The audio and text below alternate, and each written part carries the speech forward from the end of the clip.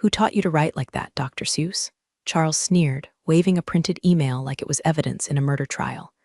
There's a comma after however, Jenna, not before it. This went to a $2.3 million client. Do you have any idea how bad that makes me look? I didn't blink. I didn't flinch. I just took a slow sip from my lukewarm coffee and stared at the table. Let him feel like he landed the punch. Round the conference table, half the team leaned back like they just smelled something sour. The other half suddenly found something very important in their laptops. No one made eye contact. No one ever interrupted the maestro mid-performance. And Charles Whitmer, chief brand architect, loved his performances. He adjusted his cufflinks with theatrical disgust. I shouldn't have to be your editor. I'm here to lead. If you want to be a glorified copywriter, I'm sure Jiffy Lube needs a new brochure. A few uncomfortable chuckles. I knew the drill. Let the lion maul its prey, then toss him a laugh for dessert. Moving on, he said, dramatically tossing the email into the recycling bin like a failed Broadway script. Leela, darling, pull up that pitch deck you finalized for the Renova campaign. Leela, our fresh-out-of-college intern with a voice like Diet Vanilla, and the confidence of someone who'd never been told no in her life. Perked up, of course. She plugged in her MacBook, and the flat screen lit up with a 32-slide masterclass in typography, motion graphics, and advanced segmentation strategy. Except I knew that Leela didn't know the difference between vector art and Velcro last week. I'd built the skeleton of that deck 2 weeks ago, added the data visualizations, ran it through 3 rounds of revisions. Leela had asked me how to crop an image in PowerPoint, how Charles stood behind her, clapping slowly. This is vision, clean, on message, and polished. Jenna, you could stand to learn from this. I nodded, smiled, said nothing. While my pulse thumped like a bass drum behind my ribs, I calmly minimized my inbox and opened the shared drive folder where the original presentation was stored. I clicked on version history. There it was. Last major edit, Jenna M., 10:43 p.m., 2 Thursdays ago. Leela's only entry, she renamed the file. I took a screenshot, saved it to my personal archive. Resentment is a slow poison, but I'd been microdosing for 6 years.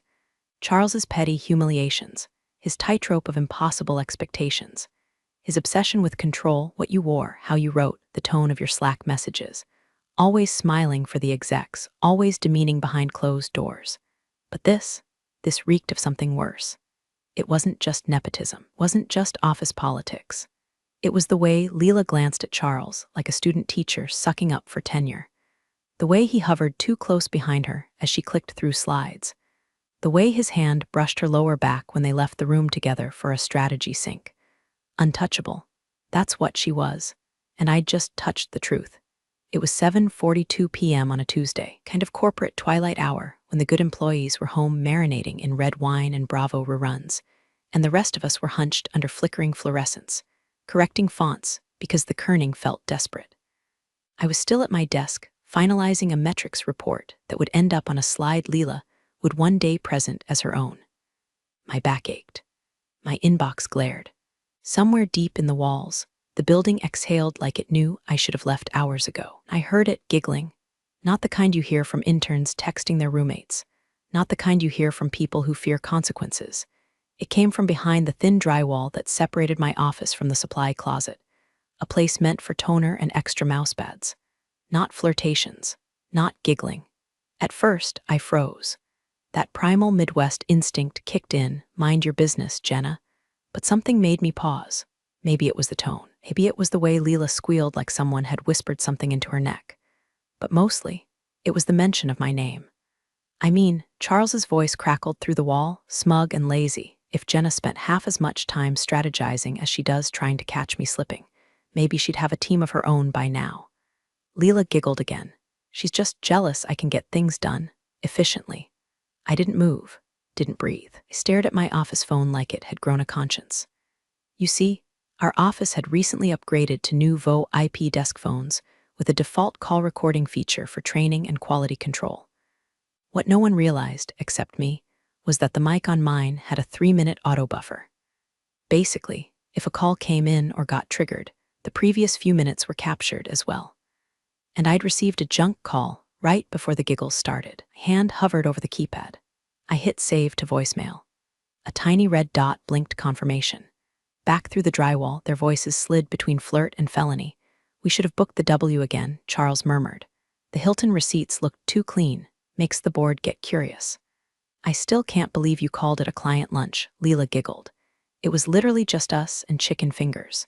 You'd be surprised what finance approves when you use the right project code. Char, please.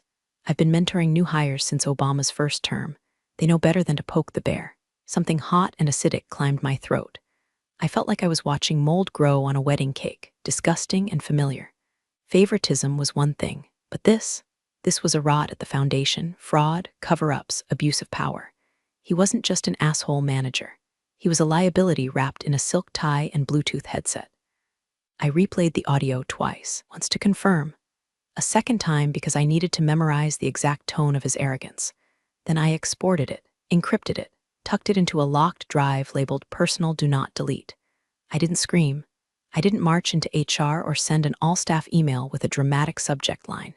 That's what he would have expected. That's what most people do, react emotionally, burn the evidence with the explosion. But not me. I opened a blank spreadsheet instead. I titled the first column, date/incident/evidence file name. The second, potential policy violations. And the third, leverage. The HR rep's name was Dana, but she had the energy of a flight attendant during turbulence, bright smile, dead eyes, one hand hovering near the crash manual. I'd emailed her the night before. Simple, polite, would like to discuss a potential ethics concern regarding executive behavior. Confidential, replied within 20 minutes too fast. HR never moves that quickly unless legal's already sniffing around. We met in conference room C, the one with the broken AC and the ghost smell of Subway sandwiches. I brought a manila folder, light on content. Just a couple of printed emails, one expense report, and a timestamped screenshot of the pitch deck metadata. Dana offered a tight smile, gestured for me to sit. Jenna, thank you for bringing this forward. Just to confirm, you're alleging a possible code of conduct breach by Mr. Whitmer? I nodded. I'm not here to speculate. I'm just reporting inconsistencies. There's more, but I wanted to make sure it would be handled discreetly before proceeding. She didn't even look down at the documents. Of course. This is absolutely confidential, and we take all concerns seriously. She said confidential like it tasted like floor cleaner. Then came the dance. 2 careful questions, the loaded silences, the subtle redirection. Do you feel Charles has created a hostile work environment? Would you characterize any of these interactions as misunderstandings? Are you open to mediation, perhaps, if he was unaware of your discomfort? I smiled through all of it. This isn't about discomfort. It's about policy. I'm flagging decisions that may impact legal liability. That's all. Dana nodded rapidly, eyes flicking to the glass door as if someone might be watching. I'll elevate this. Thank you for your professionalism. By the time I left the room, I already knew what was coming. I didn't sleep much that night, not out of fear, out of focus. I finalized the folder, cleaned up the audio, reviewed the last 18 months of travel logs against Charles's expense claims. Everything lined up too perfectly, too curated. No man is that consistent unless he's hiding something. The next morning, I arrived at the office and tapped my keycard against the reader. Red light, access denied. I stood there for 3 long seconds. 1, 2, 3. Then I smiled, of course. My phone buzzed. It was an internal message from Charles's assistant. Hey Jenna, Charles wants a quick sync before the 9 a.m. budget call. Conf room B. I didn't respond. I just walked in. Charles was already seated, tie crisp, cuff stiff, had 2 witnesses flanking him, one from HR, not Dana, and one senior manager who looked deeply uncomfortable, like he'd rather be anywhere else, maybe even dental surgery. Charles leaned back, hands steepled. Jenna, let's not waste time. After reviewing your recent conduct and consulting with HR, I'm afraid we have to terminate your employment effective immediately. I raised an eyebrow. For what exactly? He didn't blink. Subversive behavior, breach of internal trust, disloyalty to executive leadership.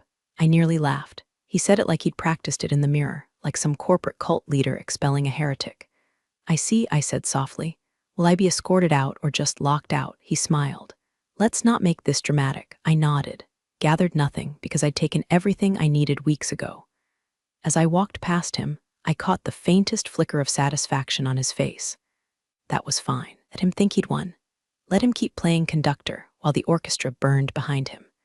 By the time his fingers slipped off the baton, my crescendo would already be echoing in the boardroom. I didn't cry on the drive home. I didn't scream into the steering wheel or call a friend to vent. I just rolled down the windows, let the October wind slap my face, and listened to the sound of traffic swallowing my career. My apartment smelled like peppermint candles and last week's regret. I dropped my keys in the bowl, fed the cat, took off my blazer like it was a dead layer of skin, and walked straight to the closet. There, behind a row of untouched heels and a yoga mat I'd used twice, was a locked gray filing box. Thumbprint scanner. Dual password encrypted hard drive inside. Paranoia? Maybe. Or maybe I'd just worked under Charles long enough to know that silence only survives if it's documented. I sat at my desk, cracked my knuckles, and opened the archive. Folder by folder, it all came alive. Expense reports where Charles listed client meetings at restaurants, with no known clients present. Uber receipts timestamped exactly 2 hours after he left for the day, always dropping off near Leela's building. Flight confirmations with Team Retreat Boston in the subject line, yet only 2 seats booked, Charles Whitmer and Leela James. I wasn't looking for blood. I was building a blueprint. I moved everything into a new folder and labeled it, for Board Ethics Emergency. Then I got methodical. 1 subfolder for financial discrepancies. July 12, W Hotel, Suite 1409, $827.00. Billed under Client Strategy Retreat. August 8, 4 Seasons Spa Package, comped under Wellness Recharge Team Leader. 1 for audio evidence. Supply closet recorded call, MP3 and transcription, metadata logs confirming the phone's buffer. Another for altered documents. Leela's Renova pitch deck. Version history showing my edits, email headers proving she forwarded my draft and rebranded it as her own. I had screenshots, timestamps, reimbursement approvals, Slack messages. I even had an accidental selfie Charles had sent the team from the Hilton Lounge, visible in the mirror behind him, Leela, blurred, brushing her hair. It all painted the same picture. Nepotism with a zipper problem, misconduct wrapped in corporate lingo. Then I found the file that sealed it. A calendar invite from 6 months ago labeled Quarterly Strategy Offsite Las Ventanas. I remembered the email. Charles had told the team it was an executive strategy retreat. C-suite only, he'd said. I didn't think twice about it at the time. But the attached travel itinerary showed only 2 names booked through corporate. Charles Whitmer, Leela James, no minutes. No agenda, no other VPs. Just 2 plane tickets, a 5-star suite, and a $2,400 dinner billed as a stakeholder negotiation. That wasn't an offsite. It was foreplay on the company dime. I stared at the screen for a long moment, my pulse finally steady. This wasn't vengeance. This was clarity. Charles had fired me for being a threat, not to the company, but to his illusion of control. And now I had the means to strip him of that illusion, file by file, click by click. I zipped the folder, encrypted it, and created a single draft email. 2.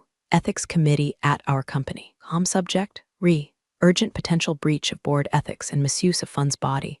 Please review attached documentation. Additional details available upon request. Attachments, ethics emergency JM zip. I didn't hit send yet. I sat back, breathing deep. This wasn't about justice. This was about equilibrium. And by morning, the scale would tip. I stared at the blinking cursor like it might flinch first.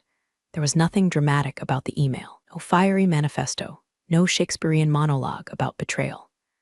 Just a subject line stripped of emotion and a body composed like a sniper's breath. Attached, you will find supporting documentation for what I believe to be an ongoing breach of internal ethics policies, specifically involving executive misconduct, financial impropriety, and the manipulation of company resources for personal gain. All timestamps, receipts, and evidence files are included. Please confirm receipt. I am available for clarification if required.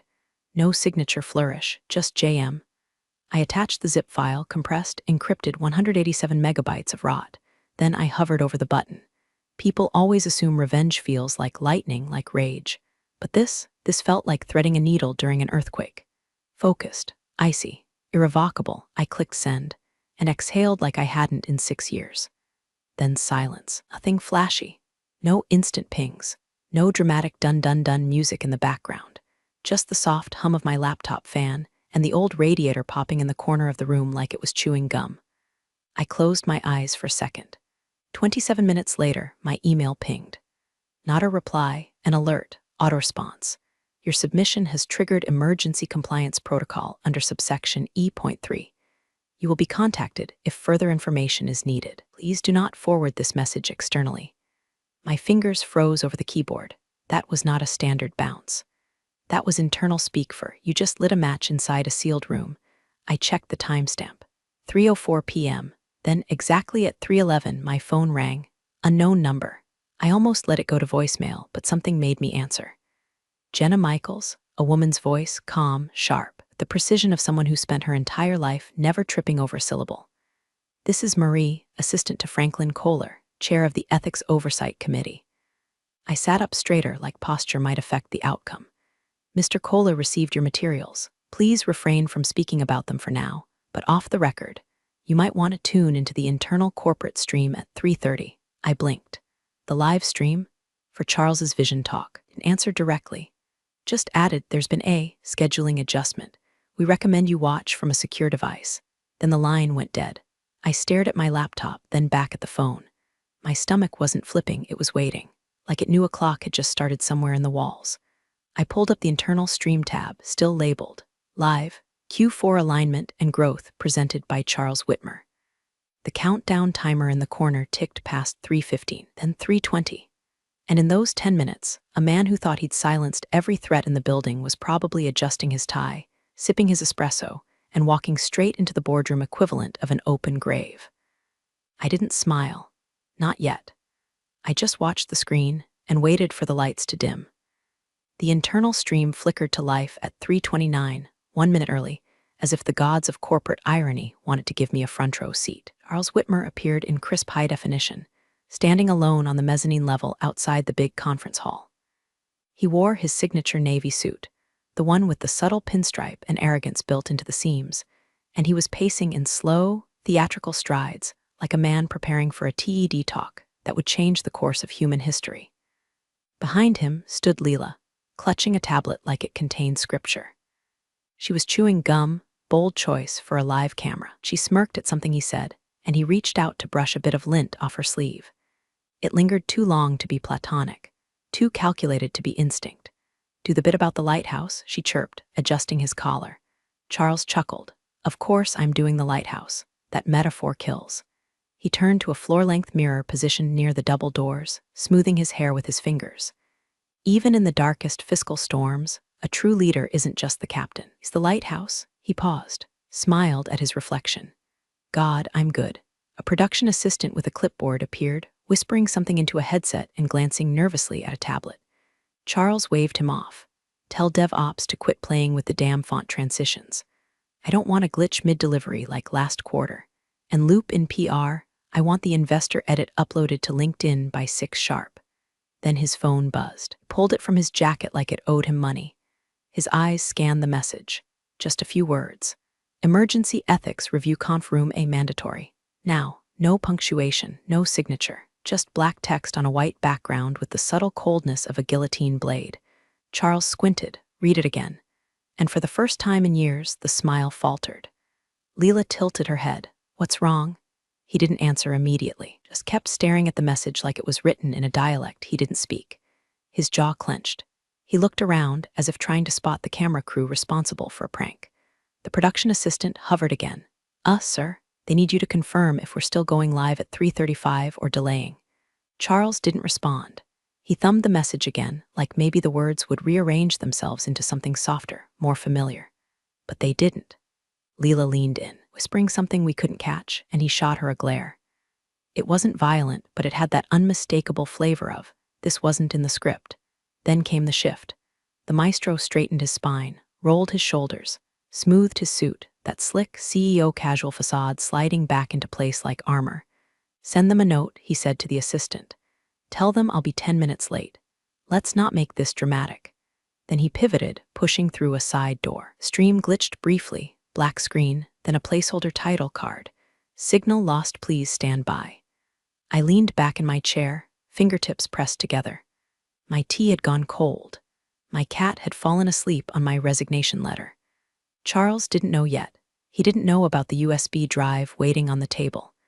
He didn't know about the board member who'd listened to his voice crackle through a supply closet wall. Didn't know the room he was walking into wasn't a conference, it was a reckoning. And in the stillness before the hammer dropped, all I could do was wait. Not for revenge. For the moment he realized he wasn't conducting the orchestra anymore. He was the overture. The stream resumed at 3:42 with no music, no intro slide, just the stiff camera angle of conference room A, long walnut table, 12 leather chairs, and a silence you could bottle and weaponize. 7 board members had already taken their seats. No coffee, no smiles. A few had legal pads. One had a laptop open but untouched. These were people who lived in spreadsheets and shareholder reports, so when their eyes didn't move, it meant something was very wrong. The camera picked up a whisper between 2 members on the far left, who approved the Las Ventanas receipts. No idea. The vendor code was masked. Finance missed that, or were they told to? The double doors opened. Charles Whitmer strolled in like a man arriving at his own birthday party. Hair perfect, watch glinting, smile weaponized. "Afternoon, everyone," he said, voice full of its usual theater. "Apologies for the last-minute reschedule. My vision talk's been bumped, but sit down, Charles," said the chair. Franklin Kohler, silver hair, Harvard frame, a man who'd once made an entire department director cry without raising his voice. Charles blinked. That smile hiccuped just once, but he obeyed. Lowered himself into the seat at the far end of the table, hands clasped like he was posing for a corporate headshot. "We've received documentation alleging misconduct," Kohler said, no preamble. "Financial, ethical, and personal." Charles let out a quiet, practiced laugh. "I'm sure there's been some misunderstanding." Kohler held up a small object between his fingers. A black USB drive, labeled in clean block letters, Ethics Emergency JM. Charles stopped talking. Kohler slid a single sheet of paper across the table. "We're beginning here." Charles scanned the page. His eyes stopped halfway down, stayed there. The corner of his lip twitched. "This is who even wrote this." "It was anonymous," said Kohler. "But the packet speaks for itself." One of the board members tapped his pen. "Page 7, Charles. The Renova deck. Data indicates it was designed by another employee and altered under your intern's name." "Explain that." Charles adjusted his collar. "Team collaboration often means overlapping authorship. Branding is fluid." Page 12, another board member cut in. "Las Ventanas Resort. 2 attendees listed on a $6,100 company-funded strategy retreat. You and Miss James. No agenda. No approvals. Care to clarify?" Charles's neck flushed. Was an off-site, cross-functional vision alignment. The no minutes, no flights for any other leadership, no recorded sessions. But there is an invoice for an in-room couple's massage charged to the corporate card. He opened his mouth, then closed it. The first visible fracture. Kohler slid another page forward. That invoice cross-references Leela James's home address from her HR file. Same ZIP code as the drop-off point on the Uber receipts. Funny coincidence. Silence was deeper this time. Not hostile, clinical, like a vivisection. Charles leaned back, hands raised slightly. "Look, I think it's clear someone's misinterpreting a mentorship relationship. This reeks of a vendetta." Kohler tilted his head. "Do you deny that's your voice on the recording?" Charles froze. "We haven't played it yet," Kohler continued, "but we will. Just thought I'd give you the chance to walk back any lies before we start pressing play." Charles's eyes flicked to the camera, then to the USB, then to the exit. Leela's name sat bold and unmissable on the printed invoice now in front of the entire board. Underlined, highlighted, proof of misuse, proof of favoritism, and proof now of panic. He wasn't steering anymore. He was cornered in a room with no exits and every eye trained on his unraveling. The maestro had hit a sour note, and the audience was not amused. Charles shifted forward in his arms open like a televangelist about to perform a miracle. "Look, before we go further, I think it's fair I provide some context. The clip, if it exists, was taken out of stop." Kohler's voice didn't rise, it flattened. "Not a warning, a verdict. We're not here for context. We're here for confirmation." He nodded to the AV tech standing by the wall. The screen behind them lit up, grainy audio waveform, static overlay. Then a click. A second of silence, and Charles's voice filled the boardroom. "If Jenna spent half as much time strategizing as she does trying to catch me slipping, maybe she'd have a team of her own by now." Then Leela's giggle, bright and unmistakable. "She's just jealous I can get things done, efficiently." Charles's face drained of all warmth. His jaw clenched as his own words echoed back at him, warped slightly by the supply closet walls, but unmistakably his. Another clip followed, short. Lethal? You'd be surprised what finance approves when you use the right project code. And HR? Please. I've been mentoring new hires since Obama's first term. The room went dead still. No gasps, no gavel, just the sound of power being vacuumed from a man's lungs in real time. Leela, seated in the back row beside an executive assistant, stood up as if propelled by instinct. She didn't ask permission. She didn't excuse herself. She just walked out, heels clicking like a metronome of disaster, her tablet abandoned on the seat beside her. No one stopped her. Charles tried to follow her movement with his eyes, but even that betrayed him. His gaze twitched, not tracked. His poise, once so rehearsed, now cracked like a stage set hit from behind. Kohler nodded again. 2 HR reps entered the room, flanking the doorway like summoned guards. Not Dana this time, higher up the chain. Risk and compliance, judging by their badges. No clipboards, no smiles. Charles looked at them, then back at the board. I don't know what Jenna Michaels told you, but this is a setup. She was insubordinate for years. Difficult, uncooperative. You all know I've carried this division, no? Interrupted the woman at the far end of the table, board member Esme Blackwell, head of corporate audit. You've carried a reputation. We assumed it meant results. What we see now is fraud, impropriety, misconduct, repeated, deliberate, and smugly recounted in a supply closet. She leaned forward. This isn't a misunderstanding, Charles. This is a profile. Charles looked to Kohler again, desperate now. Frank, this is spiraling. If we could just pause, talk offline, you will not be granted that courtesy, Kohler said, folding his hands. You will not contact staff. You will not reach out to Leela James. You will not discuss this with PR, HR, any other department. He tapped the folder once, then spoke the final words like they had mass.